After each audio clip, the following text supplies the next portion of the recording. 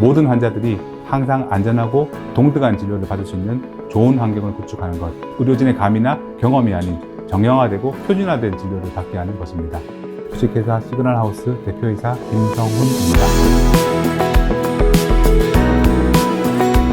저는 서울한병원 마취통증의학과 교수로 근무하고 있고 이번에 창업한 시그널하우스 대표이사 김성훈입니다. 네, 시그널하우스는 우선 교수 창업 기업으로 우리 병원 연구팀 기반으로 창업하였습니다. 아무래도 병원 기반의 회사이다 보니 기술 개발이 실제 병원에 적용되는 것에 관심이 많고 저희가 만든 제품이 환자에게 직접적인 도움이 되는 것을 목표로 설립하였습니다. 시그널하우스라는 이름의 뜻은 병원에서 발생하는 모든 시그널을 하나의 플랫폼에 담는다는 의미를 갖고 있습니다. 저희가 개발하는 제품 파이프라인의 핵심 기술은 병원 내에서 기존의 아날로그로 수행하던 프로세스를 디지털 기반으로 바꾸는 것입니다. 저희 회사는 의료 데이터의 측정, 분석, 그리고 피드백 과정을 혁신해서 안전한 병원을 만드는 것을 목표로 하고 더 나아가서는 의료 환경에서 전반적인 디지털화에 대해 노력하고 있습니다. 병원은 질병과 싸우는 곳이지만 한편 환자들은 굉장히 취약하신 분들이기 때문에 안전사고 위험에 늘 노출될 수밖에 없습니다.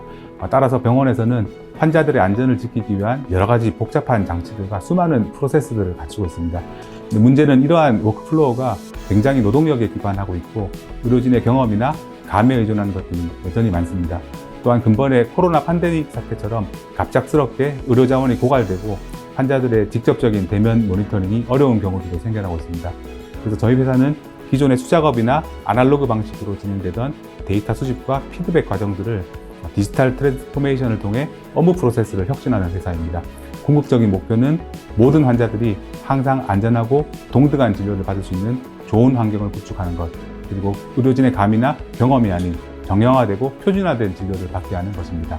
네, 아무래도 병원 내에서 출발했기 때문에 밑중족 의료 수요를 가장 정확히 알고 있습니다.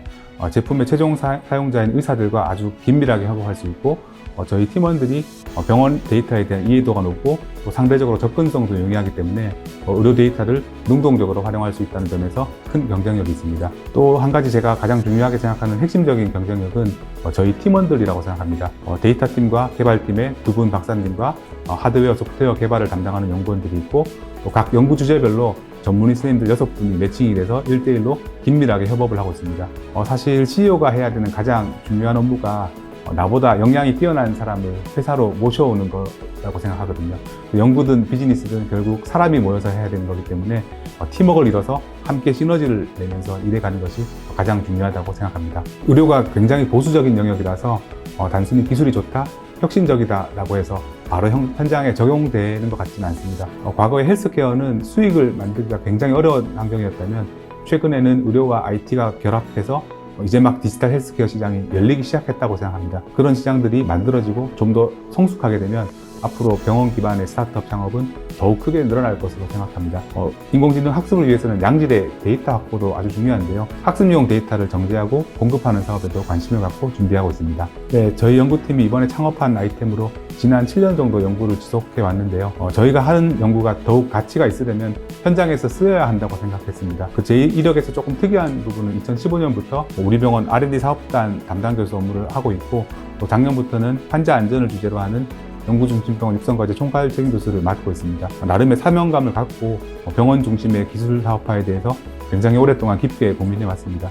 결국은 학교에서 개발하는 것과 회사에서 개발하는 것은 효율 측면에서도 다르고 또 연구에서 나온 결과가 실제로 사용되기까지는 연구팀의 역량만으로는 불가능하고 회사가 꼭 있어야 된다고 생각했습니다. 그래서 창업을 하게 되었습니다. 좋은 의사가 되는 것도 물론 쉬운 일이 아니고 많은 노력이 필요한데요.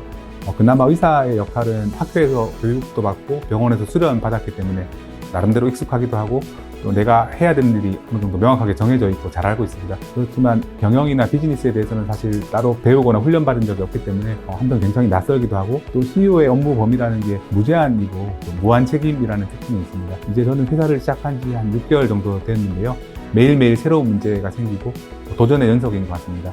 제가 생각하기에 CEO의 가장 중요한 덕목은 커뮤니케이션 역량이라고 생각합니다. 기술 기반 창업의 경우는 끊임없이 개발팀, 엔지니어들과 소통하고 또 현장에서 의료진 목소리를 듣고 양쪽을 연결하는 길도 만들고 병원 주변의 여러 환경들, 규제기관이나 학회를 설득하는 작업들이 굉장히 중요합니다. 이제까지 만나지 않았던 새로운 사람들을 많이 만나고 이러한 과정들을 즐길 줄 알아야 하는 것 같습니다. 일반적으로 의사는 약간은 갑의 위치에 있는 사람이고 또 대학 교수도 나름 갑에 가까운 사람인데 제가 짧은 경험이지만 CEO를 해본 경험상 전혀 그렇지 않고 CEO는 모든 면에서 오히려 을에 가까운 사람이라고 생각합니다. 그만큼 늘 경청하고 상대방 입장에서 생각해 보는 게 중요한데 그런 측면에서 나름 적성에 맞고 잘 하고 있다고 생각합니다.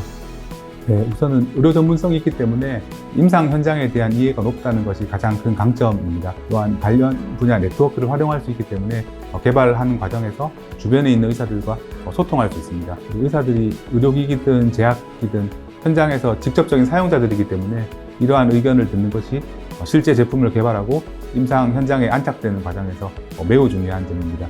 좀 더 근본적인 장점은 우리가 개발하는 기술이 정말로 현장에서 이게 필요한 기술인가에 대해서 잘 알고 있다는 점이라고 생각합니다. 그래서 기술은 굉장히 좋지만 사용자들 선택을 못 받는 경우가 많은데 이런 부분들을 저희는 초기부터 고민해서 방향성을 설정해 나가려고 합니다.